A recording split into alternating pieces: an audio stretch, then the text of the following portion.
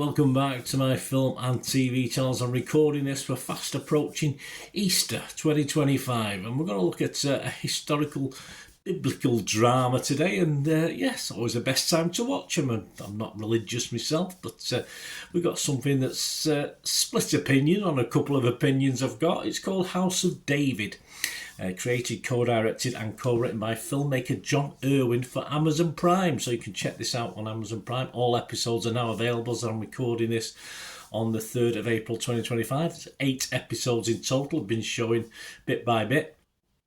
And the series 2 has been approved or in production at a certain stage with 9 episodes. So we'll get more. We've got 8 for this. We'll get 9 for the next one as well. If you like this. Of course, a multi-season series about the life of David is on offer, so there'll be lots more to come, of course, if people keep watching it. Yes, I'm sure they won't make it if people don't watch it.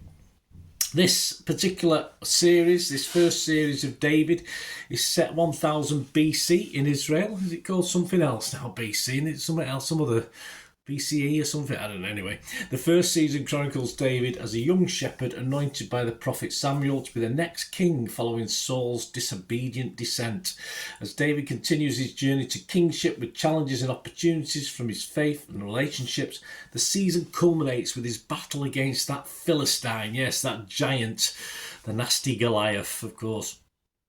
Michael Iskander stars as David. He does an okay job, alongside such luminaries as Alice Sullivan, Stephen Lang, Ayelet Zura, Indy Lewis, Ethan Kate, and Martin Ford, and many, many, many more.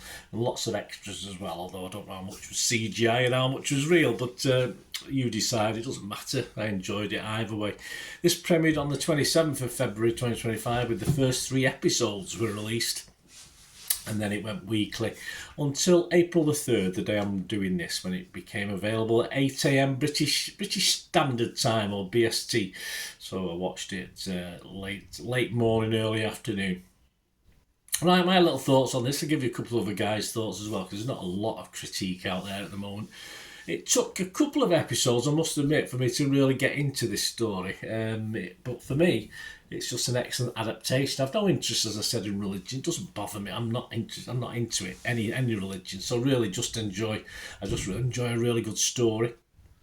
And I treat, in fairness, whether you like it or not, whether you are religious yourselves, guys, I mean, everyone, that's your prerogative, but I treat these things like a Game of Thrones or Lord of the Rings. To me, it's just a really good watch, if it's done well, a really good story. I also liked as well, of course, to watch a good biblical effort over Easter. And this film, obviously Ben Hur wears a little bit thin when you've watched it about 500 times, but yes, this is ideal for any time, but more so perhaps at Easter if you're looking for a biblical fix to watch. The settings, I think it was filmed mostly in Greece, are good. The cast is generally excellent. There's not many weaknesses in the cast. And the story for me, just as it went, I say, first 2 episodes, a little bit iffy. It just got better and better as the series progresses and leads, of course, up to that David and Goliath confrontation. That was touched upon very early in the series as well, but then it goes back in time.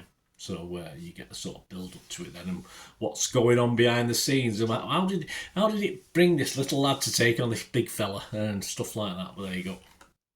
Of course, that's the climax to the series. A couple of opinions. The Jewish Chronicle, there you go. Eliana Jordan said, House of David, hokey biblical adaptation rings hollow.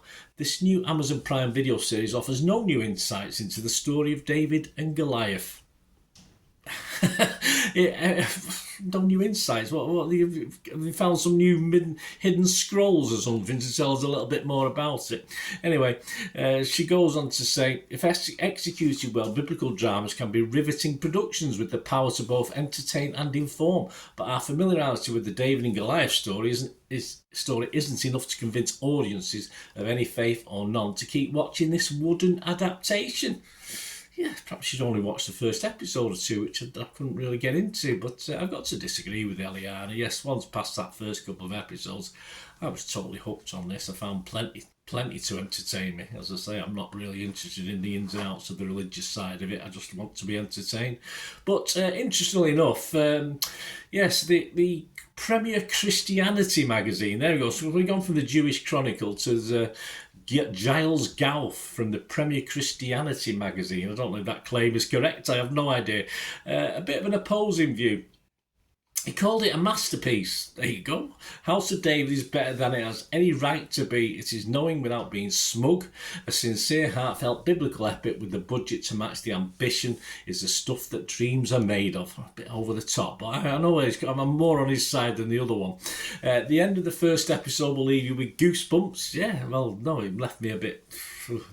Got to watch another one, and then it was after that it got better. The start of the second will have you welling up, etc., etc. This show does an excellent job of showing that God will not be mocked.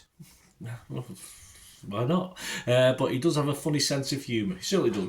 You have to have a sense of humour, whether you believe in God or not. So why not? I mean, if you've got a sense of humour, watch it. As I say, I'm not too worried whether God, Allah, whoever comes into these things.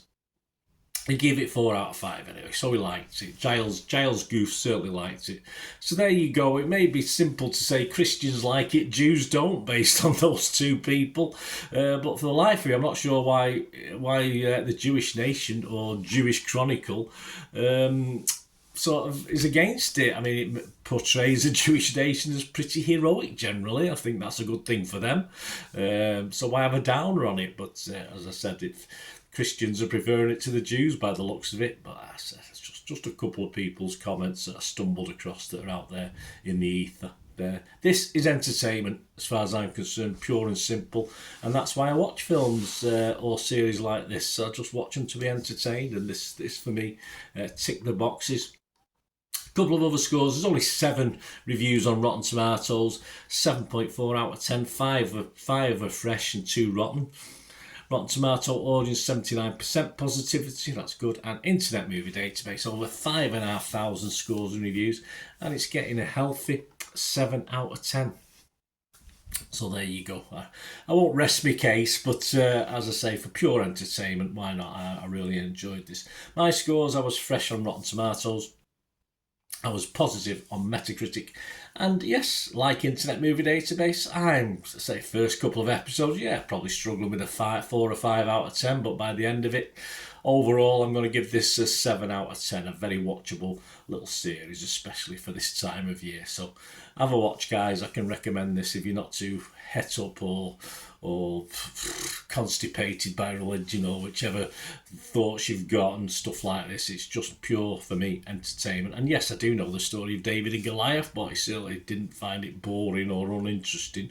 I thought it was an interesting project. Well done. And a bit of money spent on it as well, which is all good.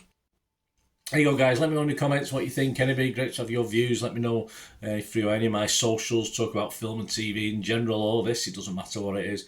And of course, if you do like how I do these things, these reviews, I'm not too proud not to ask for any help going forward. You know, any sort of help watching the ads and following links helps me out. Become a member, that helps me out a little amount every month, stuff like that. If you like what to do and you get to know everything or see everything first before it becomes available to the general public. So if you are interested in helping me and supporting me, all I ever ask is please keep watching and listening.